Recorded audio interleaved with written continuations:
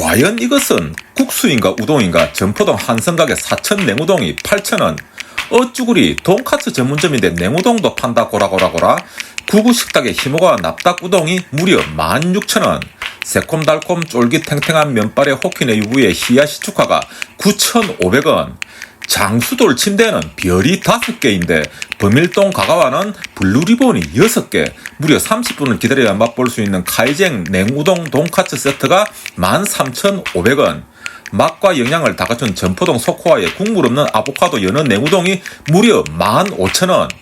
불로불사를 꿈꾸던 진시황제가 잡섰다는 전설의 삐양삐양 면이 호부 8,000원. 세상에 새우만 튀긴 게 아니라 덴뿌라도 튀겨주는 장전동 야마즈미 우동의 튀김 우동이 9,500원. 그리고 마지막으로 탱자가 지난 일주일 동안 피똥 싸면서 돌아다녔던 부산의 냉우동 맛집들 중 종합점수 1위를 주고 싶은 곳은 바로 장소도 대학교 앞이고 입구 간판도 인테리어도 일본풍으로 트렌디하고 내부 인테리어도 깔끔하고 서빙하는 언니들도 친절하고 젊고 이쁘고 다양한 모든 메뉴들을 다 먹어보고 싶었던 쿠카이야였습니다. 탱자가 면발에 대해서는 솔직히 문외한이었는데요. 지난주 이번주 냉면, 밀면, 냉칼국수, 냉우동을 연달아 먹으면서 면발에 대한 철학이 생겨버렸습니다. 솔직히 우리가 냉국수, 냉칼국수, 냉우동을 왜 먹습니까? 단지 더워서 시원한 것을 먹고 싶어서만은 아닙니다. 시원하려면 뭐 사이다나 콜라를 먹어도 시원하니까요. 뜨거운 우동, 뜨거운 칼국수, 뜨거운 면발에서는 느낄 수 없는 그 꼬들꼬들함과 생고무같이 또는 마이구미 같은 그 쫄깃함을 느끼기 위함인데요. 아무리 잘 삶은 쫄깃한 면발도 뜨신 국물을 붓는 순간 퍼지기 시작합니다. 내 뱃살처럼 말입니다. 그런데 문제는 이 쫄깃함과 꼬들꼬들함이 공존하는 냉우동이 거의 없더라는 것입니다. 꼬들꼬들함은 대부분 면이 딱딱해지고 자칫 쫄깃하게 하려다가는 그냥 면이 퍼져버리는 것 같습니다. 자, 일단 한성가게 사천 냉우동은 판단 불가입니다. 면이 가늘어 놓으니 뭐 쫄깃하고 자시고 할 것도 없었고 면을 먹을 때는 좀 싱거웠고 국물 맛은 좋았습니다. 이거 참 난감하지요. 면이 가늘면 국물 간이라도 잘 돼야 할 낀데 오히려 그렇지 않아서 뭐 이런 시츄에이션이 다 있노 싶었고 간짜장도 맛은 있는데 이거 뭐 쟁반짜장에 더 가까워서 그냥 한성각은 탱자랑 궁합이 안 맞는다고 평가를 하겠습니다. 호키네 유부의 히야시추과 냉우동은 면도 꼬들꼬들하고 국물도 새콤달콤하고 딱 마음에 들었습니다. 창가 자리에 앉아서 길거리 지나가는 이쁜 언니들 쳐다보면서 냉우동을 먹으니 더 맛이 좋은 것 같았지만 양이 작은 게 지랄겠네. 이게 하여튼 냉우동만 먹어서는 식사가 안 될 것 같았습니다. 저녁에 가가와 찾았다가 늘어선 사람 보고 까무딱 놀라서 소코아로 돌아가는데 소코아는 조용했습니다. 한번 가보고 알 수는 없는 것이지만 소코아도 호키네 유부도 저녁 때 조용하다고 가정을 해보면 저녁으로 먹을 만한 메뉴가 없다는 것이죠. 양이 작든지. 그런데 점심도 조용하다. 그럼 뭐 그건 망조가 든 거죠. 소코아도 면발도 꼬들하고 연어 아보카도가 있어 제법 배도 불렀지만 가격이 15,000원으로 비싼 것이 문제인 것 같기도 하고 인테리어가 약간 대학 구내식당 인테리어 같지 않나 하는 생각도 해봤습니다.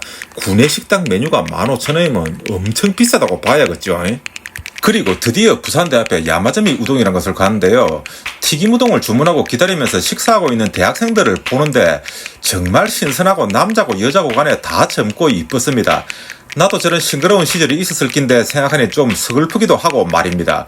그런데 얼마 전에 탱자가 미각반점을 들락거릴 때는 왜 이런 느낌을 전혀 못 받았지 하는 생각을 해보니 그렇죠. 같은 대학가라도 중국집과 일식 우동집이 오는 사람들 부류가 다른 것 같습니다. 이런 돈가스집 일식 우동집이 물이 좋네요. 물이. 탱자도 늙었지만 남자다 보니 젊고 이쁜 언니들이 많으면 공기 자체가 다른 것 같습니다. 그런데 아쉽게도 우동 국물은 좀 싱거웠고 면이 약간 퍼지려 하는 것 같았습니다. 탱자가 먹으면서 곰곰이 생각을 해봤는데 이게 면이 퍼진 건가 아니면 면이 쫄깃한 것을 퍼졌다고 잘못 느끼고 있나. 그 당시에는 그런 생각을 하면서 먹었는데 지금 결론은 분명 면이 퍼졌습니다. 만들다가 실수를 했는지 아니면 원래 그렇게 만들어주는지는 모르겠습니다. 국물이 삼삼한 것은 처음에는 괜찮았는데 짭조름한 튀김을 먹고 다시 면을 먹으니 면이 아무 맛이 느껴지지를 않았습니다. 지금 생각해보면 바로 100m 거리에 쿠카이야가 있는데 이 학생들은 여길 왜 왔지 하는 생각도 들었습니다. 전혀 탱자의 개인적인 생각임을 다시 한번 말씀을 드립니다. 그리고 이제는 숙제를 더 이상 미룰 수 없다는 생각에 일찍 퇴근을 하고 저녁 10시 전에 범일동 가가와에 도착을 했는데 역시 7팀이 대기를 하고 있네요. 30분을 기다리다 보니 별 생각이 다 들었습니다. 이 정도 상시적으로 줄을 서 있다면 뭐 대기자들에게 의자라도 내주든지 뭔가 배려가 있어야 하는 게 아닌가 싶은데 오히려 깨진 타일에 앉지 말라는 경고 문구만 있어서 좀 짜증도 났고 우쨌든 동네 다시는 여기 오나봐라를 수십 번 되풀이를 하면서 기다려서 들어갔습니다. 실내는 깔끔하고 무엇보다도 도톰한 돈까스가 제일 먼저 눈에 들어왔습니다. 정말 칭찬할 만합니다. 하지만 그 돈까스에 비해 돈까스 소스는 그냥 평범했고 우동은 맛있었지만 그렇게 꼬들꼬들하다는 생각이 들지 않고 조금 위태위태했습니다.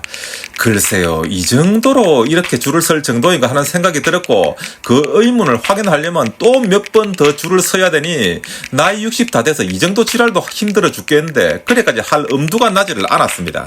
그리고 드디어 탱자가 잊혀진 맛집 수공미식을 찾아서 한때 사장님이 이 면의 길이가 진짜 5m가 된다는 것을 확인시켜주는 쇼까지 보여주었던 삐양삐양 면을 한번 시켜봤습니다.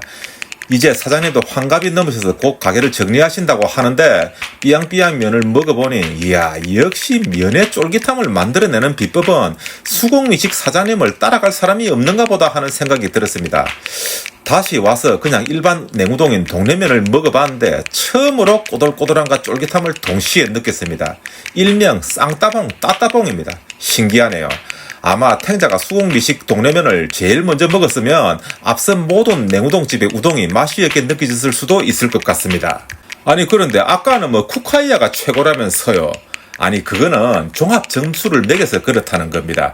식당이 음식맛 하나만 가지고 평가되는 것이 아니지 않습니까? 미슐랭도 블루리본도 아마 그럴 겁니다.